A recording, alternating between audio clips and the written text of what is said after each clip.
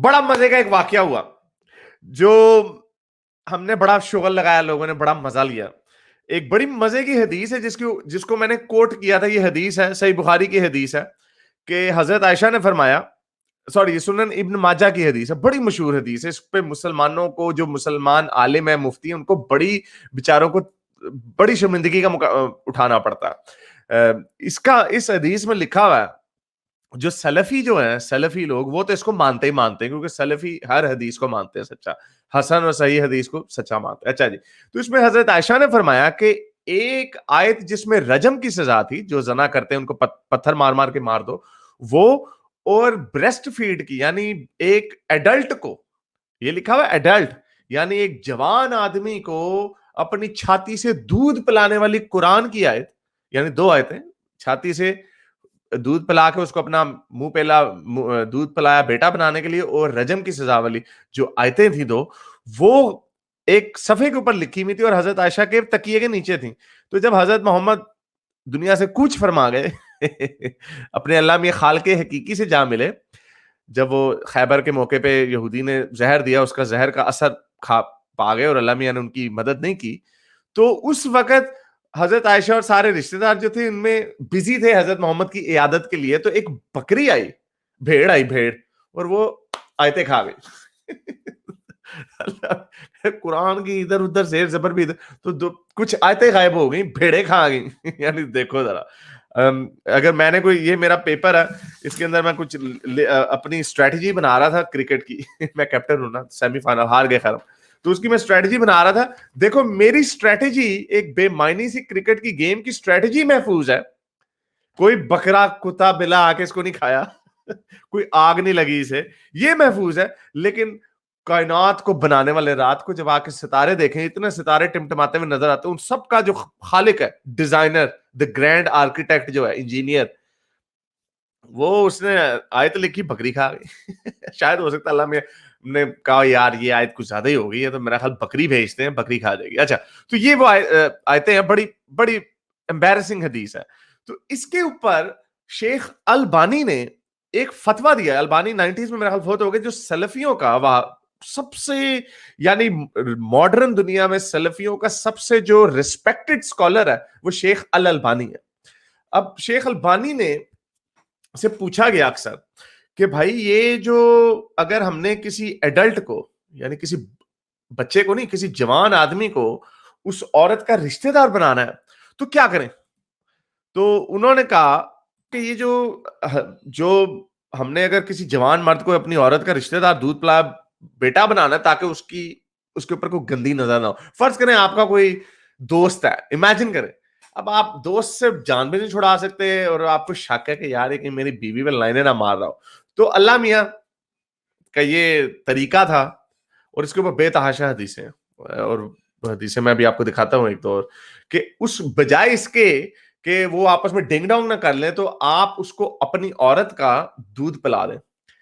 تو بہرحال یہ طریقہ تھا. یعنی جیسے دودھ پینے کے بعد وہ کہے گا اچھا آپ نہیں, آپ نہیں, تو اب تو اس کے ذہن میں اور چھوی آ جائے گی. اچھا, تو وہ شیخ البانی کا, اس نے محمد حجاب نے فتویٰ جاری کیا, ٹویٹر پہ چڑھایا. اس میں شیخ البانی سے پوچھا گیا کہ شیخ صاحب یہ کیا ڈائریکٹ منہ لگا کے نپل کے ساتھ دودھ پیئیں گے یا کپ میں نکال کے کریں گے؟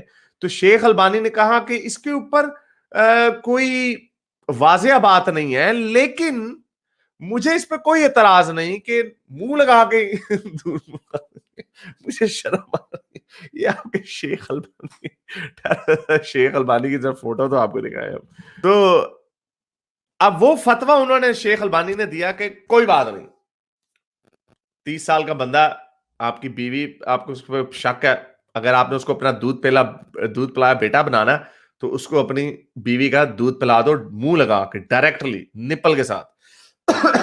تو محمد, بڑا عجیب سا فتویٰ, اور یہ اس فتوے کے اوپر بڑا کرٹیسزم کیا گیا ہے. اور خیر میں نے آپ کو جیسے بتایا کہ اس میں کیسے, وہ اس کی وجہ کیا ہے کہ شیخ البانی کو یہ فتویٰ کیوں دینا پڑا.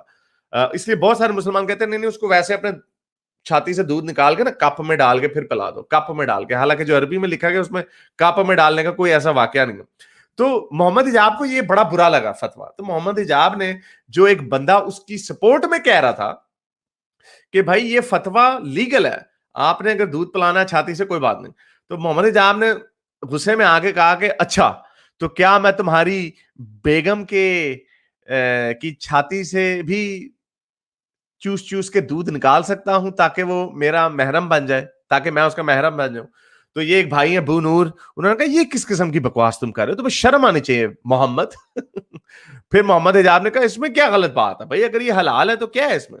تو محمد حجاب نے وہی بات کی, اور یہ ہمیشہ اسی طرح ہوتا ہے جیسے اگر ہم آپ کو کہیں نا عورتوں کے پاس اپنی مرضی ہونی چاہیے, انہوں نے کس سے شادی کرنی, انہوں نے اپنی زندگی کیسے. تو یہ جو تھڑے والے لوگ ہوتے ہیں اس طرح کے چپن کناتی قسم کے لوگ, یہ آگے اچھا تو میں تمہاری بہن کے ساتھ سو جاؤں, پھر جیسے تمہیں یعنی اگر میری بہن نے کسی کے ساتھ سونا بھی ہے تو تیرے ساتھ ہی سونا بھائی, یہی تو ہم کہہ رہے ہیں اس کی مرضی ہے. اگر وہ تمہاری جیسی شکل اور جیسی تمہاری کرتوت ہے وہ نہیں سوئے گی, کوئی عورت تمہارے ساتھ نہیں سوئے گی. تو یہ اس طرح کا یہ ان کا ریورس ٹیکٹک ہوتا ہے. اور یہ کرسچن پرنس نے بھی کسی مومن کے ساتھ ایسے ہی کیا, جو مومن اس پریکٹس کو ڈیفینڈ کر رہا تھا کہ ہاں کوئی اس میں کوئی قباحت کی بات نہیں کہ آپ اپنی چھاتی سے ڈائریکٹ دودھ پلا دو. تو یہ محمد حجاب, تو لیکن بعد میں محمد حجاب کو پھر بڑی لان تان ہوئی, محمد حجاب کو لوگوں نے چھیڑا, بڑا تنگ کیا, اسے کہا یہ کیا بکواس کی ہے.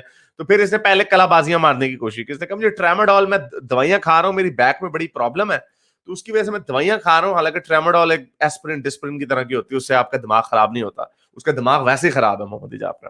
تو اس کے اوپر سے ڈال دے گا, اس وجہ سے میرے نا منہ سے باتیں غلط نکل گئی. تو بہرحال یہ اس نے, اور بعد میں خیر اس نے معافی پوری مانگی, پورا لیٹر لکھا اور کہا کہ آج کے بعد سے میں ٹویٹر سے دستبردار ہو رہا ہوں کیونکہ میرے سے اپنی زبان پہ یا اپنے غصے پہ قابو نہیں پایا جاتا. تو میں, اور اس نے معافی مانگی کہ یہ جو میں نے گندی بات کی ہے میں آئندہ سے ایسی بات کسی سسٹر کے بارے میں نہیں کروں. چلو ہو گئی بات. اب بات آتی ہے, بات آئی کہاں کہ ایک عورت حضرت محمد کے پاس آئی اور اس نے کہا رسول اللہ, جو سلامہ ہے, سلیم سوری, وہ بڑا ہو گیا, اب وہ میرے گھر میں آتا ہے تو مجھے شرم آتی ہے, تو میں کیا کروں. رسول اللہ نے کہا اس کو اپنا دودھ پلاؤ, سکل ہم, یعنی کہیں نہیں کہا کپ میں ڈال کے پلاؤ, نہیں, عربی میں جو اس کا ٹرانسلیشن بنتی ہے وہ سکل ہی, وہی ورڈ یوز ہوتا ہے جو بچے کے لیے ہوتا ہے کہ بچہ اپنی ماں کا دودھ پیے, تو وہ سکل ہم کا ورڈ اس میں ہے, ٹرانسلیشن ہے. تو اس نے کہا, اس عورت کو شرم آ گئی بیچاری کو, اس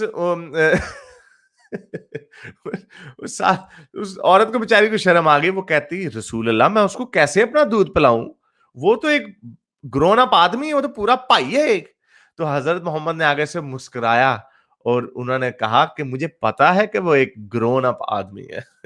یعنی انہوں نے, رسول اللہ نے یہ نہیں کہا کہ بھائی اس کو نا تھوڑا سا جا کے کپ میں نکال کے نا پھر پلاؤ. تو یہ ایک پریکٹس تھی عورتوں, اور یہ ہمارے پاکستان میں یہاں بھی پریکٹس ہے, دودھ پلا بیٹا کہتے ہیں, لیکن وہ عورتیں اپنے بچوں کے لیے جو 3-4 مہینے کے بچے ہوتے ہیں, اگر کسی ماں کا دودھ نہیں آ رہا, کوئی وجہ یا کم ہے یا دور ہے اپنے ماں سے, تو دوسری مائیں جو ہوتی ہیں وہ اپنا دودھ پلا دیتی ہیں, اور اس لیے بڑے ہو کے وہ کہتے ہیں یہ تو اس کا بھائی ہو گیا.